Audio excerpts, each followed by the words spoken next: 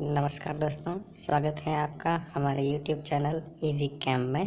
दोस्तों आज की इस वीडियो में हम बात करेंगे व्यावसायिक सेल यानी कि बैटरी के बारे में, जिसे हम कॉमर्शियल सेल या बैटरीज कहते हैं। तो बैटरियों का प्रयोग ऊर्जा के स्रोत के रूप में किया जाता है। वास्तव में बैटरियों में एक या एक से अधिक सेल श्रेणी क्रम में लगे होते हैं।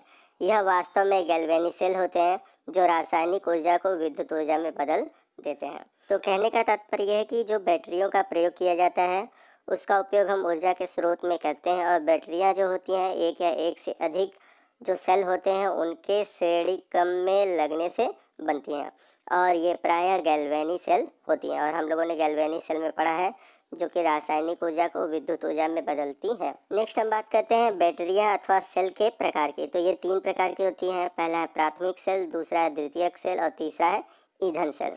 तो बात करते हैं हम प्राथमिक सेल की। तो इन सेलों में अभिक्रिया केवल एक बार होती है तथा कुछ समय तक प्रयोग के पश्चात ये सेल निष्क्रिय हो जाते हैं, अर्थात इन्हें पुनः प्रयोग में नहीं लाया जा सकता। तो ये ऐसी बैटरियां होती हैं, यानी कि ऐसे सेल होते हैं जिनमें कि अगर हम इनका एक बार प्रयोग कर लेते हैं, इनका दोबारा प्रयोग नहीं किया जा सकता। तो याद रखिएगा कि प्राथमिक सेल का प्रयोग केवल एक बार ही किया जाता है। तो यदि हम बात करें इनके एग्जाम्पल की, यानी कि प्राथमिक सेल के एग्जाम्पल की, तो शुष्क सेल, मरकरी सेल प्राथमिक सेल के उदाहरण है। तो शुष्क सेल की बात करते हैं। आप सभी ने शुष्क सेल देखा होगा घरों पर, प्राय रेडियो है या फिर आपके टीवी के रिमोट है, उसमें बैटरियां जो लगी होती हैं वो कौन सी बैटरियां होती हैं? वो शुष्क सेल होती हैं। तो शुष्क सेल को इसके आविष्कारक के नाम लैग्रांज सेल के नाम से भी जाना जाता है। यह सामान्यतः ट्रांजिस्टर तथा घड़ियों में प्रयोग किया जाता है। तो आइए शुष्क सेल की संरचना देख लेते हैं। शुष्क सेल की संरचना कैसी होती है?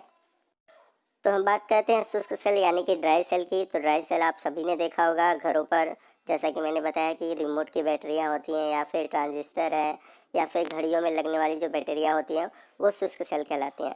तो इस सेल में जिंक का एक पात्र होता है जो एनोड की तरह कार्य करता है।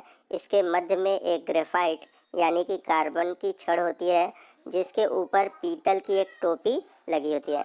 यह कैथोड की तरह कार्य करता है। तो जैसा कि आप लोगों ने शुष्क सेल देखा होगा, तो ऊपर सबसे बाहर की ओर आपको एक कवर दिखती होगी जो कि जिंक का होता है, ठीक है।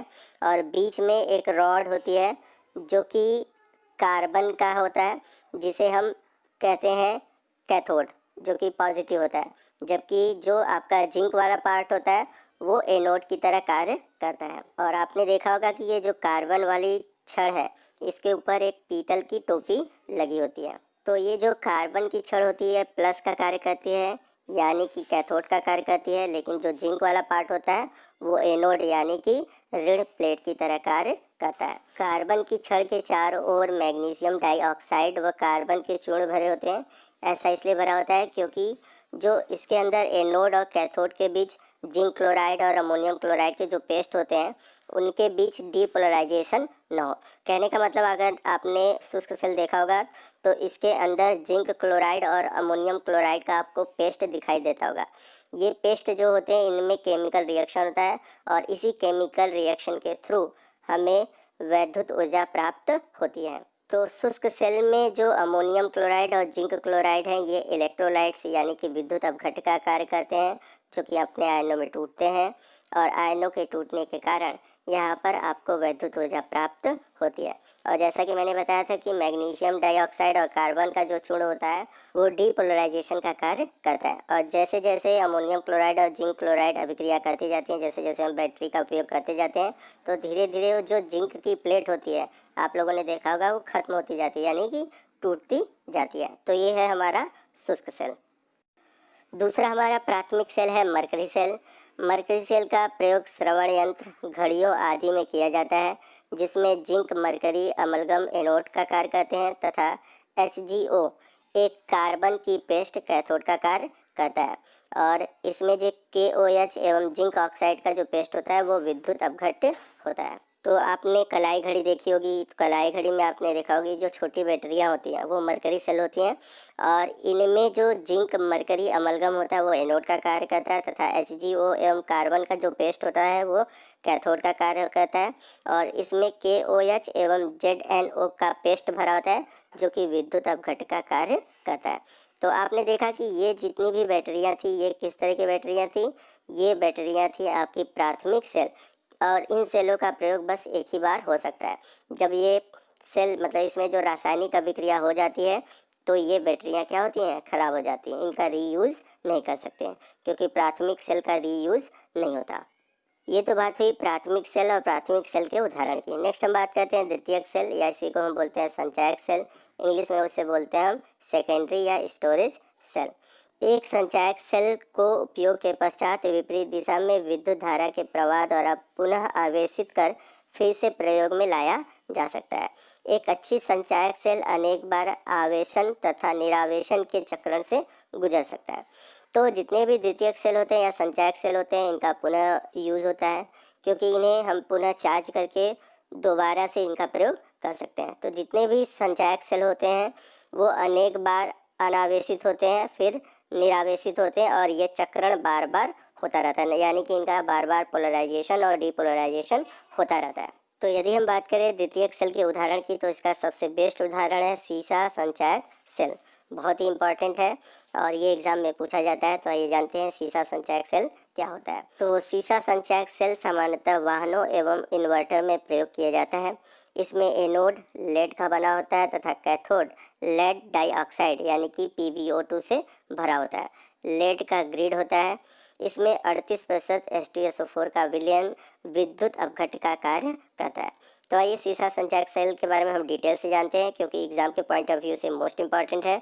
तो इसके स्ट्रक्चर और कार्यविधि को हम देखते हैं। तो अगर हम बात करें सीसा संचायक सेल की, तो इसे हम अम्ल स्टोरेज बैटरी या लेड बैटरी भी कहते हैं और यह द्वितीयक सेल का एक प्रकार है क्योंकि इसमें विद्युत धारा का उत्पादन सेल के अंदर नहीं होता, बल्कि इसमें बाह्य स्रोत से उत्पन्न विद्युत धारा को इसमें संग्रहित किया जाता है और यह रिवर्स सेल होता है। अर्थात इस सेल में जब बाह्य स्रोत का विद्युत वाहक बल का मान बैटरी या सेल के विद्युत वाहक बल से अधिक होता है तो अभिक्रिया उल्टी यानी कि विपरीत दिशा में चलने लगती है। तो आप लोगों ने देखा होगा कि इन्वर्टर की बैटरी में हम क्या करते हैं, उसमें विद्युत धारा का प्रवाह करते हैं यानी कि उसे चार्ज करते हैं और फिर हम बाद में जब वो एनर्जी स्टोर रहती है उसका यूज़ करते हैं। इस प्रकार से सेल यानी कि विद्युत धारा या ऊर्जा को बाह्य स्रोत की सहायता से संग्रहित करता है जिसे चार्ज होना कहते हैं, और डिस्चार्ज की स्थिति में यह संग्रहित विद्युत ऊर्जा की सप्लाई करता है और इसलिए इस प्रकार से सेल या बैटरी को स्टोरेज या सीसा संचायक सेल कहते हैं। चूँकि मैंने बताया कि जब हम इसे विद्युत धारा देते हैं तो ये क्या करता है, एनर्जी को स्टोर किया रहता है, संचित किया रहता है, इसलिए इसे हम स्टोरेज या संचायक सेल कहते हैं। तो जैसा कि मैंने आपको पीछे बताया कि इस प्रकार की बैटरियों का इस्तेमाल वाहनों आदि में किया जाता है। उपयोग में लाने के बाद जब इस प्रकार की बैटरियाँ निरावेशित हो जाती हैं यानी कि डिस्चार्ज हो जाती हैं तो इन बैटरियों को पुनः आवेशित या चार्ज किया जाता है, इसलिए इन्हें द्वितीयक प्रकार की बैटरी की श्रेणी में रखा गया है। सीसा संचायक सेल बैटरी में एनोड यानी लेड का बना होता है और इसमें लेड Pb और Sb की जाली होती है जिसमें कि बारीक चूड़ित रूप में स्पंजी लेड भरा होता है। इस बैटरी में कैथोड के रूप में लेड और Sb की जाली में PbO2 का बारीक चूर्ण भरा हुआ रहता है। इस प्रकार के कैथोड और एनोड की प्लेट बनी हुई रहती है और इस प्रकार की बैटरी में एनोड और कैथोड को अनेक प्लेट एकांतर क्रम में व्यवस्थित करके चित्र की तरह दर्शाया गया। तो आप चित्र में आप देख सकते हैं कि कैसे दिखाया गया। मैं आगे आपको डिटेल में फिगर को समझाऊंगा, आप इस फिगर को ड्रा कर सकते हैं और मैं बताऊंगा कि किस कैथोड पर या एनोड पर कौन कौन से धातु या यौगिक भरे होते हैं। इनको पृथक करने के लिए ग्लास की शीट लगी रहती है। कैथोड और एनोड की ये सभी प्लेटें एकांतर क्रम में होती हैं जो कि H2SO4 में डूबी रहती है। इनके चारों ओर एक पात्र प्लास्टिक आदि सख्त पदार्थ का बना हुआ होता है। तो आपने बैटरी में देखा होगा कि बाहर की तरफ जो चारों तरफ प्लास्टिक की बनी हुई एक सख्त परत होती है। इस प्रकार की बैटरी में H2SO4 विद्युत अपघट्य का कार्य करता है। तो आप देखते हैं कि जो बैटरी वाली वाटर होती है उसमें एसिड के रूप में H2SO4 होता है जो कि विद्युत अपघट्य का कार्य करता है। तो जब हम इसे चार्ज करते हैं तो ये अपने आयनों में टूटता है और हमें एनर्जी देता है। तो आइए देखते हैं कि कैसे आपका सीसा संचायक सेल कार्य करता है और इसकी संरचना कैसी होती है। तो जैसा कि फिगर में आप देख सकते हैं, जो एनोड है वो ब्लू कलर से दिखाया गया है और जो कैथोड है वो ब्लैक कलर से दिखाया गया है। तो जो एनोड है वो उसमें लेड और एंटीमनी भरी होती है और जाली के रूप में रहती है और इसमें जो लेड होता है वो स्पॉन्जी लेड होता है, यानी कि चूर्ण के रूप में होता है, जिसे हम स्पॉन्जी लेड कहते हैं। बात करते हैं कैथोड की, तो कैथोड भी एंटीमनी मिश्र धातु का होता है और इसमें लेड ऑक्साइड भरा होता है, यानी कि एंटीमनी जाली के अंदर लेड ऑक्साइड भरा होता है। यानी कि आप सीसा संचायक सेल देखेंगे तो उसमें जो एनोड होता है उसमें लेड भरा होता है, जो कि एनोड का कार्य करता है, और इसमें जो लेड ऑक्साइड भरा हुआ है वो कैथोड का कार्य करता है। तो इसमें जो एनोड और कैथोड की जो प्लेटें हैं वो श्रेणी क्रम में जुड़ी होती हैं, यानी कि जो एनोड है वो एनोड से जुड़ी रहेंगी और जो कैथोड है वो कैथोड से जुड़ी होंगी। और इसके अलावा इसमें H2SO4 विद्युत अपघट का कार्य करता है। तो इसके अंदर जो वाटर भरा होता है वो सल्फ्यूरिक एसिड होता है। तो यदि हम बात करें इसके सेल अभिक्रिया की, तो इसमें दो तरह की अभिक्रियाएं होंगी, एक होगी रिचार्जिंग और दूसरा होगा डिस्चार्जिंग। तो पहले हम बात करेंगे विसर्जन अभिक्रिया की, यानी कि डिस्चार्जिंग अभिक्रिया की। तो यदि हम बात करें विसर्जन अभिक्रिया की, तो विसर्जन अभिक्रिया में जो विद्युत अपघट H2SO4 है वो अपघटित हो जाता है और H+ आयन और SO4 2- आयन में टूट जाता है। तो बात करें हम एनोड की, यानी कि आपके जो लेड वाले पार्ट है इस पर कौन सी अभिक्रिया होती है, तो एनोड पर होता है ऑक्सीडेशन, और जो एनोड है वो अपना इलेक्ट्रॉन का त्याग करता है, यानी कि 2 इलेक्ट्रॉन का त्याग करके लेड आयन में टूट जाता है। तो यहाँ पर 2 इलेक्ट्रॉन का त्याग किया हुआ है, और हम सभी जानते हैं कि जब इलेक्ट्रॉन का त्याग होता है तो वह अभिक्रिया होती है ऑक्सीडेशन। और पीछे हम लोगों ने पढ़ा है कि हमेशा एनोड पर क्या होता है, ऑक्सीडेशन होता है। अब ये जो लेड आयन है वो पात्र में उपस्थित जो सल्फेट आयन SO4- चार्ज वाले आयन है उनके साथ रिएक्ट करता है और रिएक्ट करके बनाता है लेड सल्फेट। तो ये सल्फेट कहाँ से बने, ये सल्फेट आपको कहाँ से मिलेंगे, जो H2SO4 ऊपर ब्रेक किया है उससे प्राप्त होते हैं। तो अभिक्रिया में जो लेड बना वो सल्फेट के साथ अभिक्रिया कर गया, यानी कि विलयन में चला गया, और जो इलेक्ट्रॉन थे वो इलेक्ट्रॉन अब कहाँ चले जाएंगे, कैथोड प्लेट पर चले जाएंगे। और हम सभी जानते हैं कि इलेक्ट्रॉन के प्रवाह से करंट भी प्रवाह होने लगेगा, और जिधर इलेक्ट्रॉन बहती है उसके जस्ट विपरीत आपका क्या बहता है, करंट बहता है। यानी कि अब ये बैटरी क्या करेगी, करंट प्रवाहित करने लगेगी। अब ये इलेक्ट्रॉन कहाँ पहुँच गए हैं, कैथोड पर पहुँच गए हैं। तो कैथोड पर होने वाली अभिक्रिया के बारे में जानेंगे। तो कैथोड पर इलेक्ट्रॉन मिल गया, तो जब भी इलेक्ट्रॉन मिलता है तो वह अभिक्रिया कौन सी होती है, रिडक्शन अभिक्रिया होती है।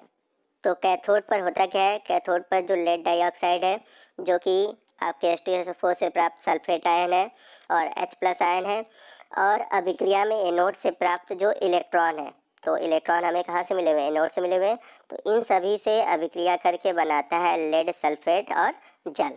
तो इस प्रकार कैथोड पर यह अभिक्रिया होती है और लेड सल्फेट और जल बनते हैं।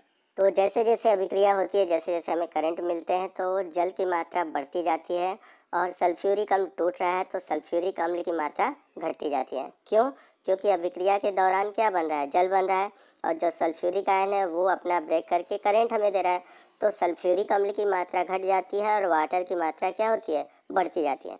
तो इस प्रकार से जो हमारी बैटरी है वो धीरे धीरे डिस्चार्ज होना प्रारंभ कर देती है। तो इस प्रकार से जो हमारा सीसा संचायक सेल है, यानी कि जो हमारी इन्वर्टर की बैटरी कह सकते हैं, वो डिस्चार्ज होना प्रारंभ कर देती है। तो डिस्चार्ज होने का मतलब कि अब ये हमें करंट नहीं देगी। तो यहाँ पर अब इसको हमें क्या करना होगा, पुनः आवेशित करना होगा। तो अगला हम देखेंगे पुनः आवेशित अभिक्रिया, यानी कि रिचार्जिंग अभिक्रिया। तो अब इसे हमें आवेशित करना है, तो आवेशित करने के लिए क्या करेंगे, तो आवेशित करने के लिए हम इसे डीसी करंट देंगे। तो डीसी करंट जब देते हैं तो इसका जो पॉजिटिव सिरा होता है वो जुड़ता है हमारे एनोड के साथ। याद रखिएगा किसके साथ जुड़ेगा, एनोड प्लेट के साथ जुड़ेगा। और डीसी स्रोत का जो नेगेटिव सिरा है वो हमारे बैटरी के कैथोड सिरे से जुड़ता है। यानी कि जब रिचार्ज हम करते हैं तो डीसी का जो पॉजिटिव सिरा एनोड से जुड़ता है, तो उस समय एनोड क्या हो जाता है, पॉजिटिव हो जाता है, और जब डीसी का जो नेगेटिव सिरा होता है वो कैथोड से जुड़ता है, तो उस समय हमारा कैथोड क्या हो जाता है, निगेटिव हो जाता है। अब यहाँ पर एक ध्यान देने वाली बात यह है, जो कि आप नोट कर लीजिएगा, समझ लीजिएगा, कि जब डिस्चार्जिंग के समय बैटरी में देखा जाए तो एनोड वहाँ पर निगेटिव था और जो हमारा कैथोड था वो पॉजिटिव था। तो डिस्चार्जिंग के समय कैथोड पॉजिटिव और एनोड निगेटिव था, परंतु जब हम इसे चार्ज करेंगे तो यहाँ पर उल्टा हो जाएगा। यहाँ पर हमारा एनोड जो होगा वो पॉजिटिव हो जाएगा और जो हमारा कैथोड होगा वो निगेटिव हो जाएगा। या फिर हम दूसरी भाषा में बोले, हमारा कैथोड एनोड बन जाएगा और एनोड कैथोड बन जाएगा। तो आइए देखते हैं पुनः आवेशित अभिक्रिया में रिएक्शन क्या होते हैं। तो एनोड पर क्या होगा, ऑक्सीडेशन होगा। तो यहाँ पर जो लेड सल्फेट और जल है, जैसा कि आप देख रहे थे ये अभिक्रिया कैथोड में हो रही थी, तो कैथोड में क्या हो रहा था कि लेड सल्फेट और जल बना था। तो यहाँ पर क्या होगा, जो एनोड है, एनोड पर जो ये लेड सल्फेट और जल है वो वापस मतलब जैसे बने थे वापस उसी तरह टूट जाएंगे, यानी कि लेड ऑक्साइड H+ आयन और सल्फेट आयन में टूट जाएंगे। यानी कि आप देख सकते हैं कि जो रिचार्जिंग अभिक्रिया है वो डिस्चार्जिंग अभिक्रिया की जस्ट उल्टी है। यानी कि जो अभिक्रिया में उत्पाद थे यहाँ पर बन जाएंगे अभिकारक, और जो अभिकारक थे यहाँ पर बन जाएंगे उत्पाद। तो देखिए एनोड पर क्या हुआ, ऑक्सीडेशन के थ्रू मिला इलेक्ट्रॉन। अब ये इलेक्ट्रॉन क्या होगा, कैथोड पर जाएंगे और रिडक्शन अभिक्रिया देंगे। तो लेड सल्फेट, जो लेड सल्फेट बना है वो जो विलयन में है वो इलेक्ट्रॉन से अभिक्रिया करेगा और लेड बनाएगा और सल्फेट बनाएगा। तो लेड सल्फेट आपने देखा था कि जो लेड है वो सल्फेट आयन से पहले ही अभिक्रिया करके बना हुआ था। अब ये क्या करेगा, लेड सल्फेट इलेक्ट्रॉन से अभिक्रिया करेगा और पुनः लेड और सल्फेट का फॉर्मेशन करेगा। अब ये जो प्राप्त हुए सल्फेट आयन है वो बचे हुए H+ आयन से अभिक्रिया करेंगे और बना देंगे H2SO4। तो यहाँ पर आप देख सकते हैं फिर से H2SO4 का फॉर्मेशन हो गया है।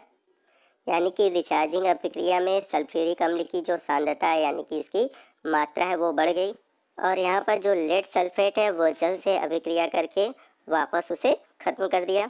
यानी कि रिचार्जिंग अभिक्रिया में सल्फ्यूरिक अम्ल की मात्रा तो बढ़ गई, बट जो जल की मात्रा थी वो क्या हो गई, खत्म हो गई या फिर कम हो गई। तो इस प्रकार से बैटरी पुनः क्या हो गई, चार्ज हो गई। तो ये था हमारा सीसा संचायक सेल जो कि मोस्ट इम्पॉर्टेंट है। द्वितीयक सेल का एक और उदाहरण देखते हैं जो कि है निकल कैडमियम सेल। तो निकल कैडमियम सेल यह एक अन्य संचायक सेल है जिसकी जो कार्य अवधि होती है वो सीसा संचायक सेल से अधिक होती है, यानी कि इसकी जो ड्यूरेबिलिटी होती है वो अधिक होती है, लेकिन इसके निर्माण में बहुत अधिक लागत आती है। यानी कि जो निकल कैडमियम सेल होता है वो बहुत महंगा होता है। बात करते हैं इस सेल में कैथोड और एनोड की। तो इस सेल में कैडमियम धातु एनोड का तथा निकल यौगिक कैथोड का कार्य करता है। बात करते हैं हम सेल के तीसरे प्रकार की जिसे हम बोलते हैं ईंधन सेल, इंग्लिश में बोलते हैं फ्यूल सेल। तो ऐसे गैल्वेनिक सेल जिसमें कि हाइड्रोजन, मीथेन एवं मेथनॉल जैसे ईंधनों की दहन ऊर्जा से सीधे ही विद्युत ऊर्जा परिवर्तित की जाती है, ऐसे सेल को हम बोलते हैं ईंधन सेल। और मॉडर्न ज़माने में आने वाला जो ईंधन सेल है बहुत ही इम्पॉर्टेंट है। तो इसके बारे में मैं आपको थोड़ा सा डिटेल में बता देता हूँ।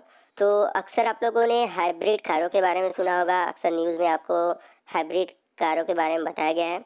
तो मॉडर्न समय में जो आने वाली हाइब्रिड कारें हैं ये हाइड्रोजन सेल टेक्नोलॉजी पे चलेंगी।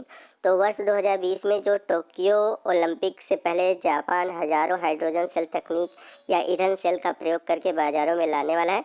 और ये जो टेक्नोलॉजी है इसका सबसे अच्छा बेनिफिट ये है कि जो वायु प्रदूषण होता है इसको कंट्रोल किया जा सकता है।